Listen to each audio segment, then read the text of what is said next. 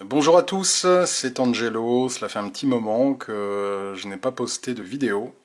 J'ai posté un article récemment sur mon site qui est dédié à la magie blanche, la cartomancie, le voyage astral et la spiritualité. J'ai posté récemment un article sur l'archange Aniel. Donc pour ceux qui ne l'auraient pas lu, je vous invite à aller sur mon site. Vous avez le lien en dessous de la vidéo. J'ai voulu faire cette petite vidéo très rapide. J'ai eu comment dire, de tirages, de travail avec mes clients, donc c'est la raison pour laquelle il m'a été un peu difficile de revenir régulièrement sur le site et sur mon site et sur la chaîne YouTube, mais à partir de maintenant, je vais être amené à poster davantage. Merci à tous en tout cas pour vos emails. J'ai pu mettre parfois un peu de temps à répondre, mais en tout cas, je les lis tous et je prends toujours le temps en tout cas de répondre. Si votre email est passé un peu aux oubliettes, n'hésitez pas à me relancer et toutes mes excuses. Alors, nous avons ici deux cartes. Cette vidéo va être assez rapide. Deux cartes extraites d'un tirage assez récent. Bon, en fait, la cliente me posait deux questions et ces deux cartes répondaient à l'une des deux questions. Il est intéressant de noter que j'ai utilisé deux cartes et que très souvent un gros défaut des débutants, même des moins débutants, mais particulièrement des débutants, est de penser que plus égale mieux. Et je suis toujours consterné de voir sur les forums ou sur Facebook, dans les groupes dédiés aux cartes à jouer, voir des gens qui ne maîtrisent pas la lecture des cartes et qui se lancent d'emblée dans des tirages de 10, 12, 15 cartes. C'est absolument ridicule. Sachez que les cartes à jouer en particulier, je parle d'elles, peuvent répondre à toute question. Une seule carte peut répondre à vos questions. Maintenant, généralement, les cartes à jouer se lisent par paire. C'est la raison pour laquelle deux cartes suffit. En fait, on peut faire un petit peu tout ce qu'on veut avec les cartes à jouer. On peut utiliser des réponses à une carte, des réponses à deux cartes. Le tirage, on va dire, standard que j'utilise généralement, c'est trois cartes. Trois cartes. Maintenant, de plus en plus, j'opte pour une ligne à 5. Mais quand je veux une réponse claire et rapide, un tirage à trois cartes est largement suffisant. Cependant, deux cartes créent un combo de cartes à jouer qui donne une réponse très valide aussi. Donc toutes les options sont permises, mais au-delà de 5 cartes, je trouve ça assez fastidieux. Et surtout en particulier, comme je l'ai dit, quand on ne sait pas vraiment lire les cartes, quoi. Ça apporte beaucoup plus de confusion.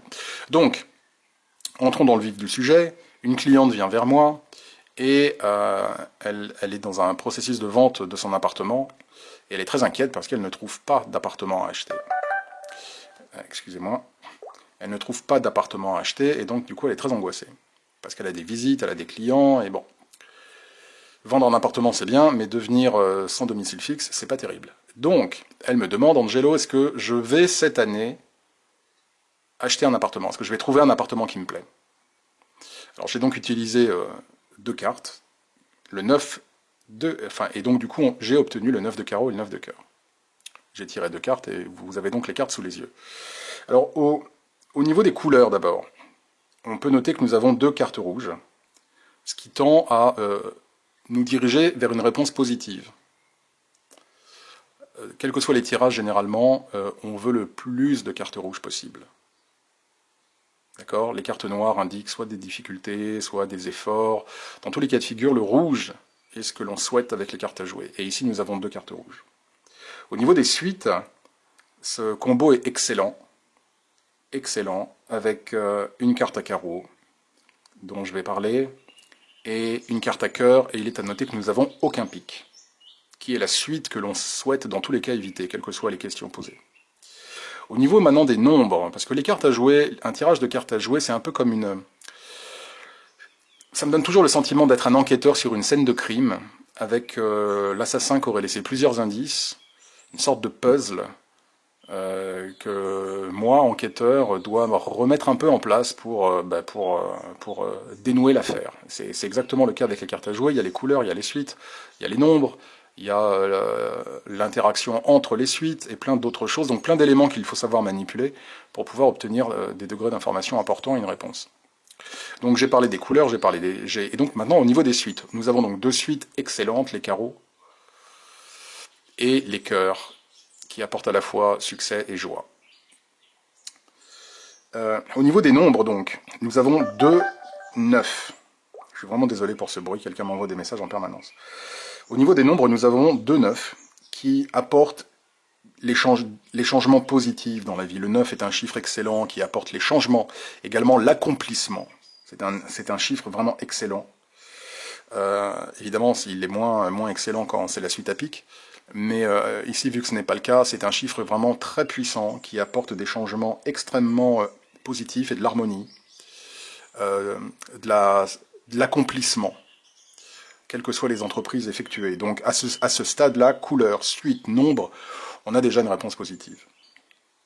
L'interaction entre les suites, carreau suivi par cœur, est également extrêmement bienveillante puisqu'elle indique un résultat heureux et positif. Le 9 de carreau, pour commencer par cette carte, est une carte généralement qui parle de succès. C'est vraiment une carte de prospérité, c'est une carte de succès, c'est une carte de récompense qui amène des changements positifs, quelle que soit la situation.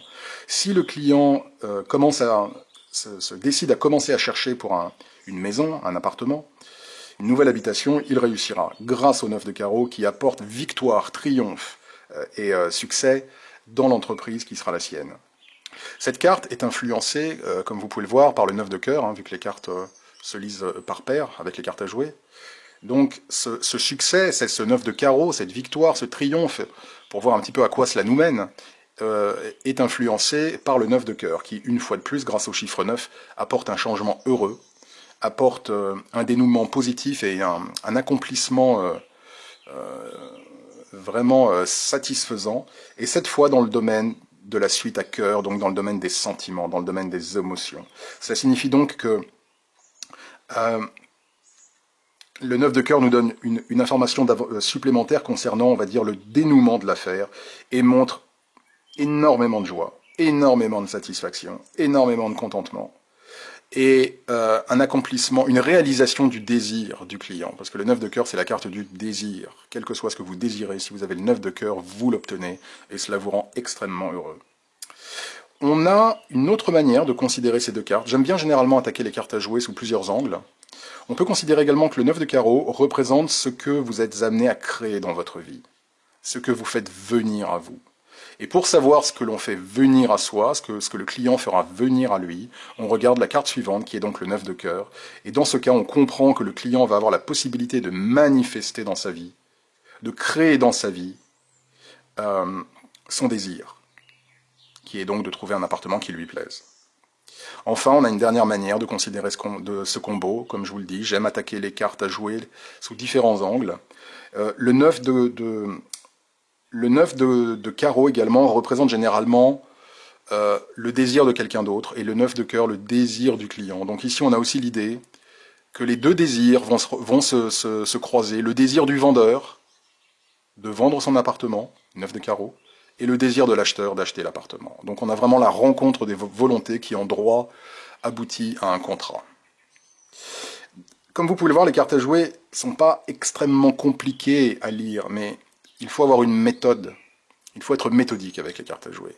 Mais à partir du moment où on est méthodique, où on découpe un petit peu les différents éléments, où on procède à une analyse par étapes, on a des réponses qui sont très claires. Voilà, j'en reste là pour le moment. C'est donc une petite vidéo, une courte vidéo. Si vous avez des questions, je vous invite également à aller sur mon site. Vous pouvez m'envoyer un email, un message, et je me ferai une joie de vous répondre. Évidemment, si vous avez besoin vous-même d'un tirage, vous avez la possibilité de me contacter via mon site. Merci beaucoup en tout cas d'avoir visionné cette vidéo, et puis je vous souhaite une très bonne journée ou soirée, et à très bientôt.